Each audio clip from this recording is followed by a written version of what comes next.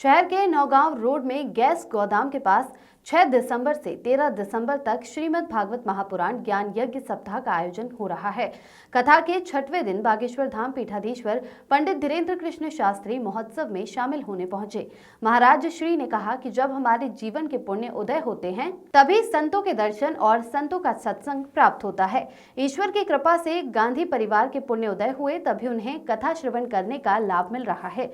महाराज श्री ने सभी कथा प्रेमियों को गीता जयंती की शुभकामनाएं दी। श्रीमद् भागवत महापुराण महोत्सव में बीते रोज शामिल हुए बागेश्वर महाराज ने कहा, श्रीमद् भागवत कथा में भगवान के साथ भक्तों के चित्रों का वर्णन किया गया है। जो कथा भक्तों की महिमा का बखान करते हैं उससे श्रेष्ठ कोई कथा नहीं होती। उन्होंने कहा कि पुराण हमें संदेश देती है, यदि हम ईश्वर को जीवन समर्पित कर कार्य करेंगे तो हम ईश्वर के धाम को प्राप्त होंगे। महाराज श्री ने गोस्वामी तुलसीदास जी की एक चौपाई से बात करते हुए कहा, जब हम चलकर संत के पास जाएंगे तो ये समझे कि हमारे पुण्य उदय हुए हैं, और यदि संत चलकर हमारे पास आते हैं तो इसका तात्पर्य है कि भगवान की कृपा हुई है। श्रीमद् भागवत महापुराण साक्षात ठाकुर जी का स्वरूप है। उन्होंने कथा के दौरान 116 वर्ष जीवन पूर्ण कर ब्रह्मलीन हुए खरगोन के महान संत श्री सियाराम बाबा के बारे में चर्चा की। उल्लेखनीय है कि जाने माने व्यवसायी हरगोविंद गंधी की ओर से श्रीमद् भागवत महापुराण आयोजित कराई जा रही है। कथा व्यास के रूप में श्रीधाम वृंदावन से पधारे रोहित रिछारिया कथा श्रवण करा रहे हैं। इस अवसर पर बड़ी संख्या में बागेश्वर धाम शिष्य मंडल के सदस्य उपस्थित रहे। एकमात्र हमारे योगेश्वर श्री कृष्ण ने गीता में कहा कि मैं ही ब्रह्म हूं, मैं ही भगवान हूं। ऐसी श्री गीता जी के पावन चरणों को प्रणाम करते हैं। दूसरी सूचना हमने वैसे तो स्मरण कर लिया, क्योंकि दूसरी सूचना नर्मदा के किनारे रहने वाले परम तपस्वी महात्मा, जिनको हमारी साधारण मति से नर्मदा पुत्र ही कहा जाए, ऐसे विरक्त त्यागी महात्मा परमहंस श्रेणी के, जिनका आज प्रातः काल 6:10 पर शरीर पूर्ण हुआ है। महापुरुष जाते नहीं, महापुरुष की चेतनाएं तो सदा रहती हैं। उनका शरीर पूर्ण हो गया। ऐसे परम पूज्य अनंत श्री विभूषण गोलोकवासी पूज्य श्री सियाराम बाबा जी, आज ही सुबह प्रातः काल उनका शरीर पूर्ण हुआ। हमको भी खबर मिली, और अद्भुत बात है कि एकादशी के दिन, और जो एकादशी है इसका नाम मोक्षदा एकादशी। हाँ, अब 2 दिन पहले उनकी खबर चल गई थी कि शरीर पूरा हो गया, लेकिन वो इतने भजनानंदी महात्मा थे कि उनको एकादशी का दिन प्राप्त हुआ, मोक्षदा एकादशी का दिन प्राप्त हुआ। 116 वर्ष की आयु रही उनकी। ऐसे परम पूज्य श्री सियाराम बाबा को हम सब स्मरण करके यहीं नर्मदा मैया की क्षेत्रे सब लोग गाइए, धर्म क्षेत्रे कुरुक्षेत्रे, धर्म क्षेत्रे कुरुक्षेत्रे। एक ठाकुर जी का भी है, धर्म क्षेत्र में कुरुक्षेत्र में श्री ठाकुर जी के इस पावन की चर्चा। संसार सागर को ही हम लोग कुरुक्षेत्र माने। इस कुरुक्षेत्र में हम सब फंसे हुए हैं, और इस संसार सागर से निकलने का एकमात्र उपाय श्री ठाकुर जी के चरण है। धर्म क्षेत्रे कुरुक्षेत्रे, कुरुक्षेत्रे कुरुक्षेत्रे संवेतायुत्सवः मामकः पांडवश्चैव किं कुर्वत संजय, किं कुर्वत संजयः। श्री गीता जी भगवान एक पंक्तियों से हम आपको एक सूत्र समझाते हैं आज की चर्चा।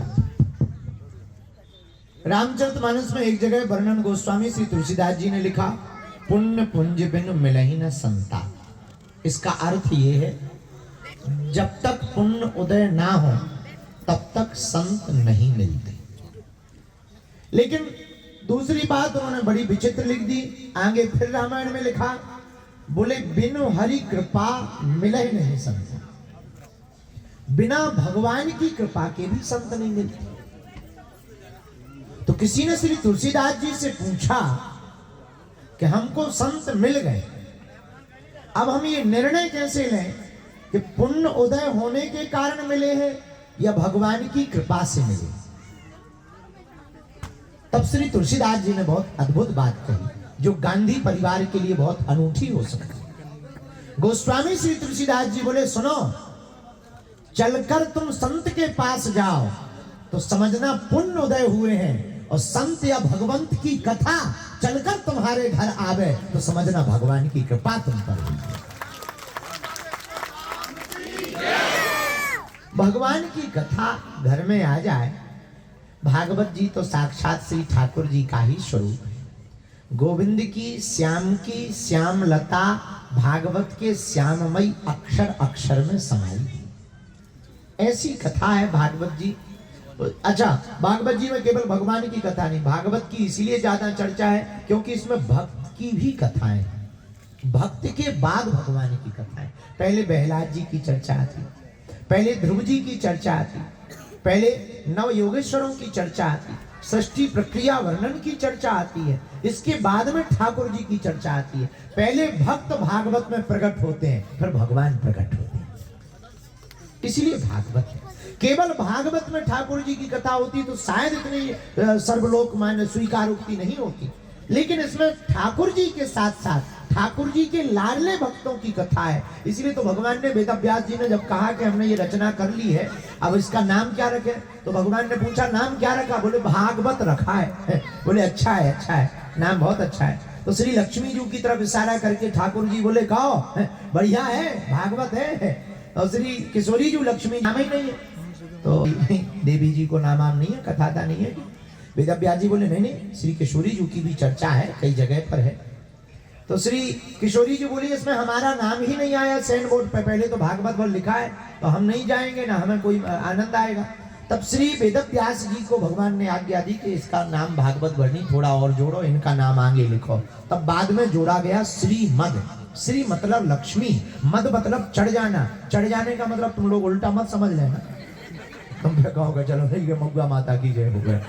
नहीं नहीं नहीं, मद का अर्थ चढ़ जाना तो है, पर मद कई प्रकार का होता है। पद का भी मद होता है, कई लोगों को रूप का मद होता, कई लोगों को ज्ञान का मद होता, कई लोगों को शक्ति का मद होता, कई लोगों को पावर का मद होता। लेकिन भागवत में बड़ा अद्भुत प्रयोग हुआ। पहले श्री का प्रयोग हुआ, श्री मतलब लक्ष्मी, पर दूसरा मद का प्रयोग हुआ। अरे भाई लक्ष्मी का भी तो मद चढ़ सकता है। बोले नहीं नहीं नहीं, जिसके ऊपर लक्ष्मी जी की कृपा हो और भक्ति का रंग चढ़ जाए, लेकिन वो भागवत की शरण में आ जाए तो वो पे कभी टूट नहीं सकता है, कभी गिर नहीं सकता है। धनवान बन जाओ तो निश्चित है अभिमान आएगा, लेकिन धनवान बनने के बाद अभिमान आने जैसे ही शुरू, वैसे ही तुम भगवान के बन जाओ तो वो अभिमान भी तुम्हारा स्वाभिमान बन जाएगा। यही कथा का अर्थ है, यही भागवत का अर्थ है। तो धन्य है सानू का पूरा परिवार। शरद जी अब जिनका नाम ना लेना, हम तो सीधा गांधी परिवार कह दे रहे हैं, क्योंकि लोकल में है गांधी परिवार कह दे रहे हैं, सीधा गंधी गांधी ठीक है। पहले का वो दूसर को नाम अपन हानि लाओ चाहिए, अच्छा नहीं है। गंधी परिवार ठीक है, हाँ दूसर को टाइटल अपन क्यों नहीं, सही बात। कुर्राह वाले ज्यादा अच्छा है, ये और बढ़िया है, लोकलिटी को बढ़ावा दो, जय बुंदेलखंड। हाँ ये ठीक है। तो कुर्राह वाला पूरा परिवार बहुत